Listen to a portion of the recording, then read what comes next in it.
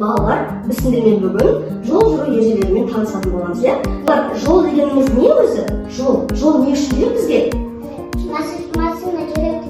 Дұрыс айтасың, жолмен көліктер жүреді, иә? Автобус, троллейбустар жүреді. Бұл жолмен біз қайда барамыз? Белгілі бір, дұрыс айтасың, белгілі бір жерге бізді жол апарады. Баласының балабақшаға келген кезде жаяу жүргіншілер жолағын көресіңдер, иә? Ал кейбір жаяу жүргіншілер өткелінде мысалға бағдаршам болмайды деп қарады. Бағдаршам болмайды. Бірақ ол жерде бізде белгі бар, иә?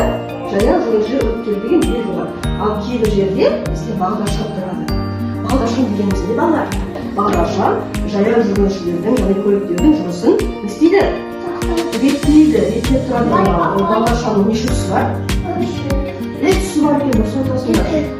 Қызыл, сары, алтын түсі.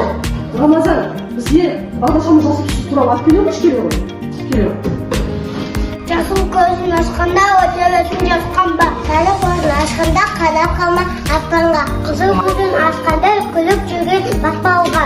Қызыл түсі жанғанда көлік жүрген аспанға дейді. Қызыл түсі жанған кезде біз не істейді екенбіз? Тоқтап тұрамыз, дұрыс айтасыңдар. Ал сары түсі жанған кезде дайындаламыз, және жасыл түсі жанған кезде жүреміз. Өте жақсы. Қызыл түсі жанған кезде жолды өтуге болады ма? Болмайды.